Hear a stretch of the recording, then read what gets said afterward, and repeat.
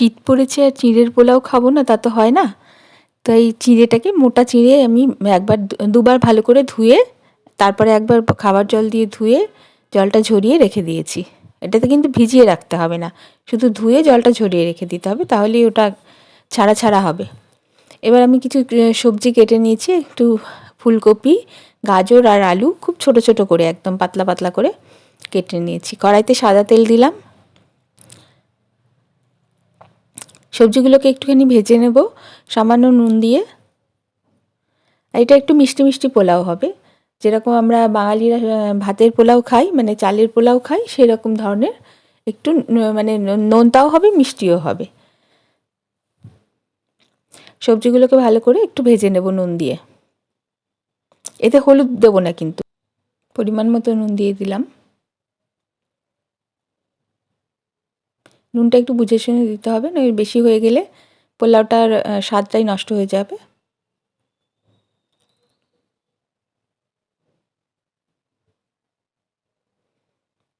অনেকটা ভাজা হয়ে গেছে সবজিগুলো। আলুটা সেদ্ধ হয়ে গেলে আর ফুলকপিটা এই দুটো নরম হয়ে গেলেই হয়ে গেল।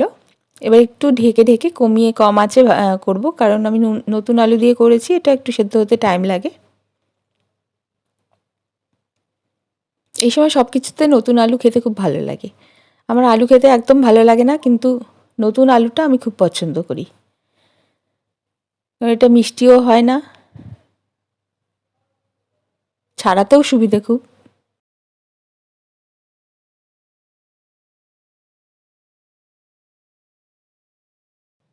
এই স্প্যাটুলাগুলো দিয়ে না ভাঙা যায় না, আর ননস্টিক কড়াইতে মেটাল মানে ব্যবহার করতে ইচ্ছে করে না, নষ্ট হয়ে যাবে। যাই হোক, সবজিগুলো ভাজা হয়ে গেছে, এবার তুলে নিচ্ছি, আলাদা করে তুলে রাখছি।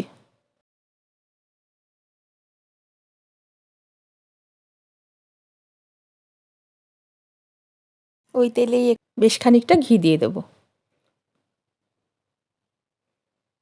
এটা শুধু ঘিতে করতে পারলে আরও ভালো হয়, আমি তেলের মধ্যেই দিয়ে দিলাম 1 টেবিল স্পুন একদম ভরে ঘি দিয়ে দিয়েছি। এবার কিছু কাজু কিশমিশ এই ঘিয়ের মধ্যেই ভেজে নেব। আরও কিছু দিতে চাইলে আপনারা বাদাম পেস্তা কিছু দিতে চাইলে এর মধ্যে একটু নেড়ে নিতে পারেন ঘিয়ের মধ্যে দিয়ে।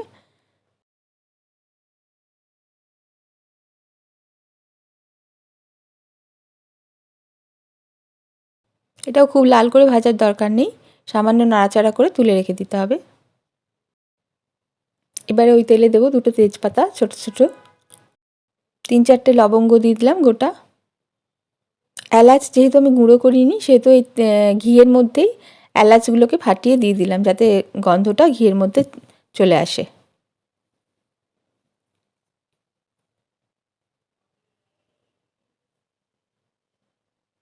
দুটো এলাচ ফাটিয়ে ঘিয়ের মধ্যে দিয়ে দিলাম। একটু নাড়াচাড়া করে গন্ধটা উঠলে এবার এর মধ্যে ওই ভেজানো চিঁড়েটা ছেড়ে দেবো। ভেজানো নয়, সরি, ধোয়া চিঁড়েটা। ভিজিয়ে রাখলে না এটা গ্যাদগ্যাদে হয়ে যাবে। এর মধ্যে যা যা ভেজে রেখেছিলাম সবজিগুলো আর বাদামগুলো সব দিয়ে দেবো, কিশমিশ বাদাম যেগুলো ভেজেছিলাম সব একসঙ্গে মিশিয়ে দেবো। এবার একটু ভালো করে নেড়ে সবগুলোকে মিশিয়ে নেব। সবজিতে একটু নুন দেওয়া আছে,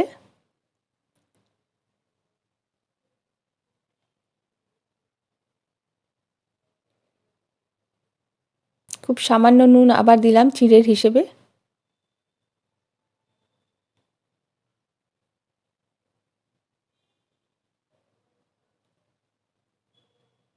এবার দেব চিনি, আপনারা যে যেমন মিষ্টি খান, বেশি মিষ্টি খেলে বেশিও দেওয়া যায়, ভালো লাগে খেতে, খারাপ লাগে না। এটা বরং একটু মিষ্টি, নোনতা মিষ্টি টাইপের হয়, মিষ্টিটা একটু বেশি হলেই ভালো হবে। আমি আমার হিসেব মতো মিষ্টিটা দিলাম। এবার দেব গোলমরিচের গুঁড়ো, একটু ঝাল ঝাল গলায় গিয়ে লাগবে, খুব ভালো লাগে খেতে। একবার বানিয়ে দেখবেন। এর মধ্যে আসলে আমি আগে করতাম চিনাবাদাম ভেজে, চিনাবাদামের বদলে কাজু কিশমিশ দিলাম, আপনাদের যেটা ইচ্ছে সেটা আপনারা দেবেন, বা এর সাথেও চিনাবাদাম ভেজে দেওয়া যায়।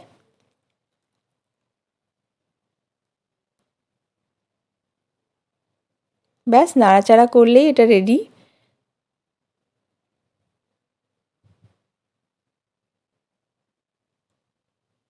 এবার একটু ঢেকে দেবো যাতে পুরো স্বাদটা ভেতরে ভালোভাবে বসে যায়।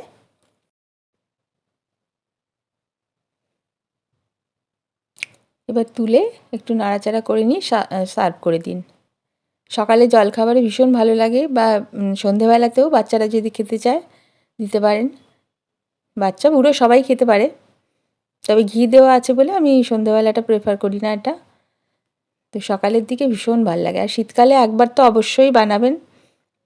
আর ভিডিওটা কেমন লাগলো বলবেন, ভালো লাগলে পাশে থাকবেন, সাবস্ক্রাইব করে দেবেন আমার চ্যানেলটাকে।